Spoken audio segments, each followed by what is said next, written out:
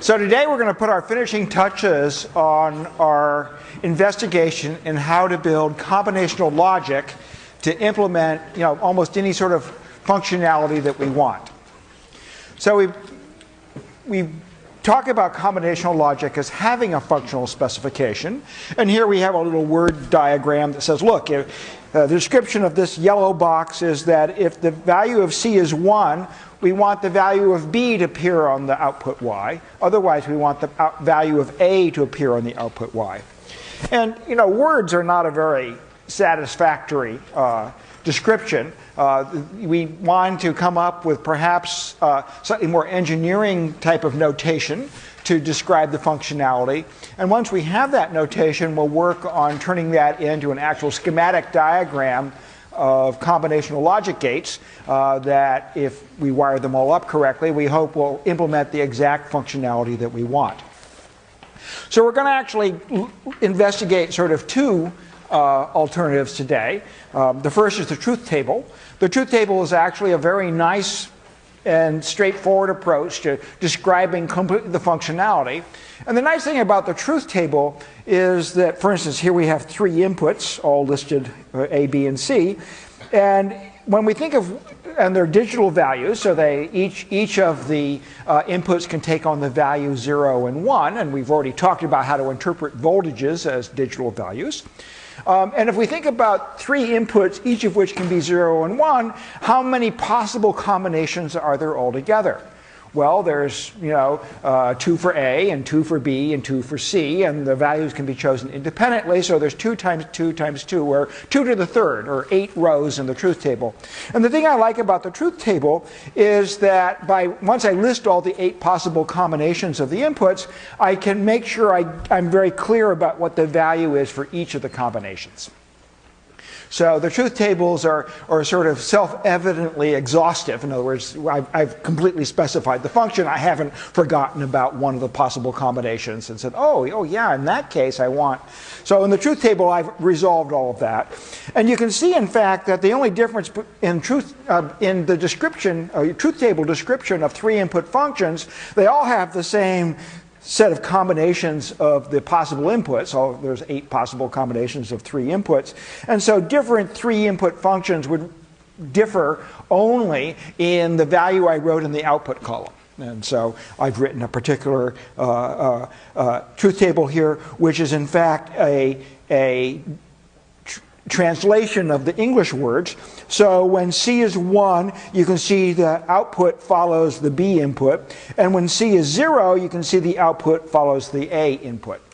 And so this is a different, sort of more straightforward, systematic way of describing the operation of a function. A second alternative is as a Boolean equation. And Boolean equations involve 3 operations that we're going to be looking at.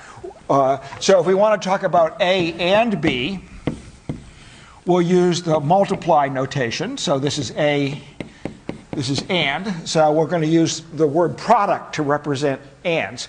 And as often in mathematical notation, we're going to leave out the dot because it gets a little tedious.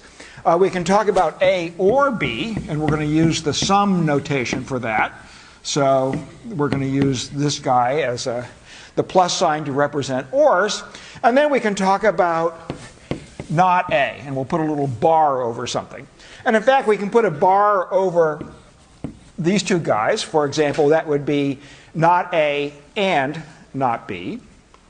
And we have to be a little careful with our typography, because I could have also written this, which I would have called NAND, okay, which is the not of A and B. And so you can sort of see there's a distinction between whether there's a break in the bar or not, as to whether it applies to the whole product or whether it just applies to individual terms in the product. And you have to squint a little closely when you see a Boolean equation to make sure you understand what the bar is knotting, whether it's knotting a whole bunch of terms or whether it's knotting each individual term. And so you just have to make sure you understand how far the bar is stretching. So here's a design approach. Let's start by making a truth table, and you can see I've just copied the truth table from the previous page there. And then what I'm going to do is to write a product term, in other words, an AND of a bunch of the inputs for each of the ones in the output column. So here I have 4 ones in the output column, and I'm going to end up with 4 product terms. So this is what's called a sum of products notation. So y is 1. That's what I'm going to write an equation that describes when y is 1. And it's 1 in 4 different situations. So if I look at the first situation, it's 1 when c is 0, and b is 0, and a is 1. I mean, I just sort of read across here. And in terms of how I would write a logic expression, I would say not b, c, and not b, and a. Everybody sort of with me on that? So there's a very straightforward translation of, I just read across the rows, and every time I see a 0 on the input, I write not of that guy. So I see a 0 here, so I would write not C, and not B, and A. No, it's A. Okay, so this product term here describes one of the rows in the truth table where the output, we want the output to be 1. And similarly, we can write product terms for each of the ones. So how many product terms could I have at most? 8, right? Because there'd be, if I had an output column that was all ones, I would, with this very simplistic approach, write down a product term for each of the ones in the output column. Now, as it turns out, if all the outputs are 1, there was a simpler equation I could have written. I could have written y equals, 1, y equals true. And we're going to talk about simplification in a moment, but for now, let's stick with this sort of systematic approach. Okay, and if you say, okay, well, I have a sum of products, Chris, what does that get me? Why is that a sort of a nice idea? Well, I can very quickly derive a schematic diagram involving inverters and AND gates and OR gates from my sum of products expression, right? So what I've done is the product is represented by this giant OR gate, which will have as many inputs as there are product terms.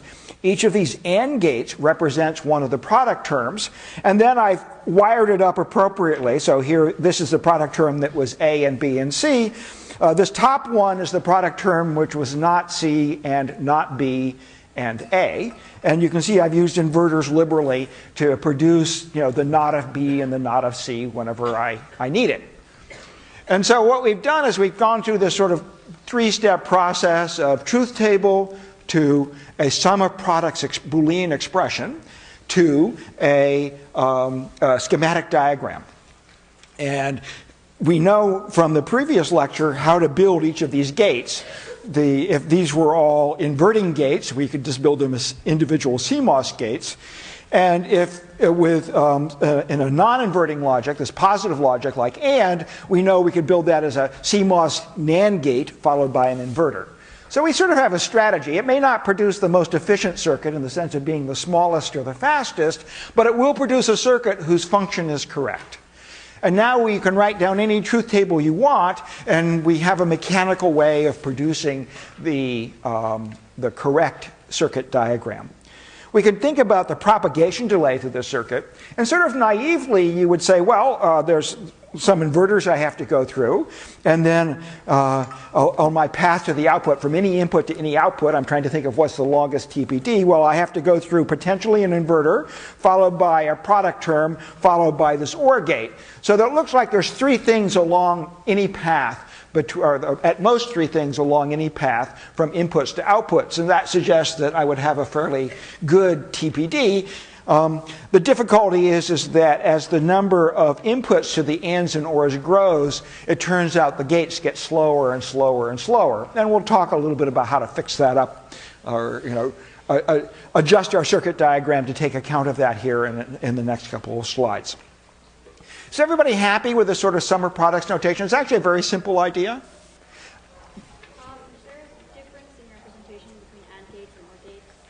Is there a difference in representation? The answer is yes. If we look closely at these symbols, and I admit this diagram is not quite as it doesn't accentuate that as much as it can.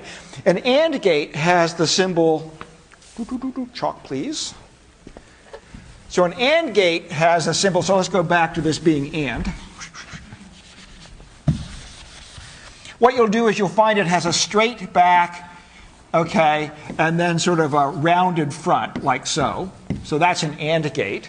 An OR gate has a curved back and then sort of curved sides, like so.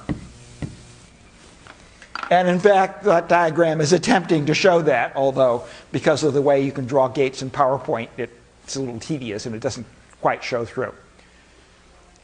Everybody happy with that? Other questions about summer products?